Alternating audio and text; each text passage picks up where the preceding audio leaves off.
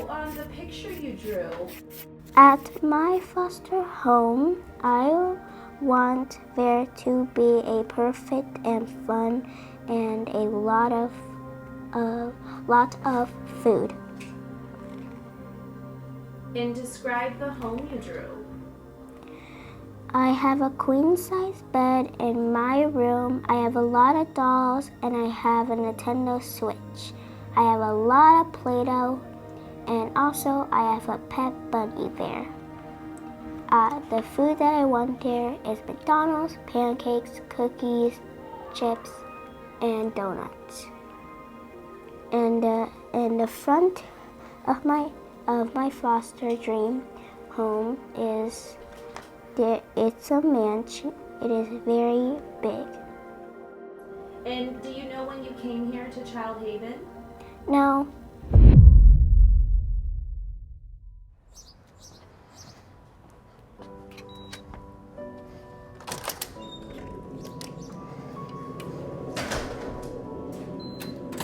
When I came into care, it was because she reported me as a runaway. And when the officers ultimately found me at my friend's house, the officer was like, I'm taking you back to your sister. And I said, no, because she's not doing anything for me. And he's like, okay. He said, well, it's either that or Child Haven. And I said, well, what's Child Haven? He said, it's CPS center, pretty much. They'll make sure you go to school. They'll make sure your kid's taken care of. They'll make sure everything's you succeed, pretty much. They'll help you out. And I was like, all right, well, I'll go there. And that's how I came into care.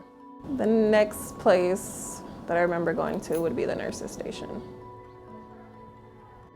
So this is Agassi Cottage, which is typically the first place for the new intakes. I remember coming in here and just doing all my physical stuff.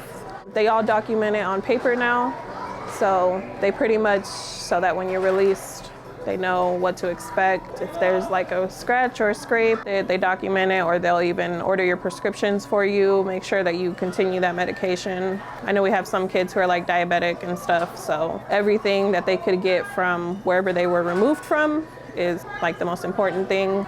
I do remember sitting there actually and getting my blood pressure taken and my heart rate and all that, so. People show up here, and though it is a job and you sign up for a job and you sign up to do this, they don't have to put the effort and the care into it. And a lot of people aren't here for the paycheck. A lot of people are here because they see the kids. That's all that these kids need, is somebody to listen.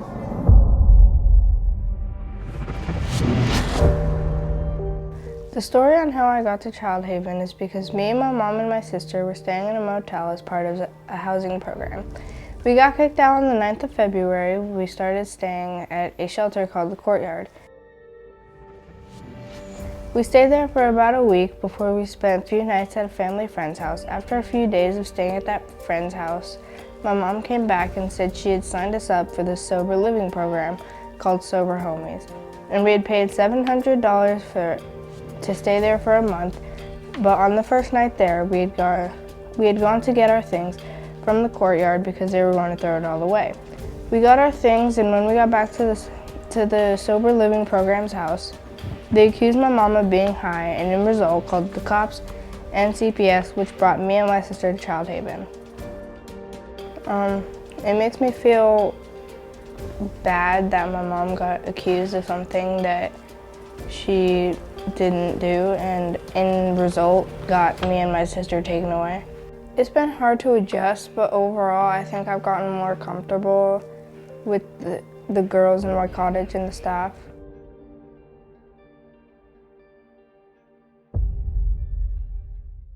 Okay, so the nursing part only took about 15 minutes, but before we used to have to stay 24 hours in the Agassi Cottage, and then you were moved over to the cottage that you were supposed to be in, depending on your age group and stuff like that. So for me, I ended up in Beezer, which is this way.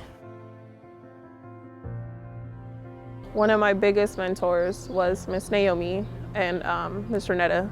They were always there, kind of guide me through things, really call me out on my nonsense. Miss Larissa was the one that didn't let me stay home from school. She would always make me stay outside, and then that kind of really pushed me to get it together. And Miss Diamond was the compassionate one, the caring one, the one that showed me like what it was to love myself above anything.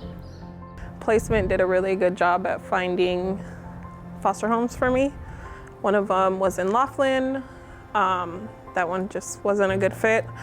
Another one was by Sunrise High School. Again, not a good fit. It was good to always know that there was always a place to go. So like you never had to worry about where you're gonna get a meal from, where you're gonna take a shower at, where you know you're gonna have a house, especially when it's cold or when it's hot. A lot of my foster sisters were actually sex trafficked. For them, that was big on knowing that they were safe and knowing that, you know, no one can hurt them. Things happen in life that you can't control, and it was never my fault that I was here.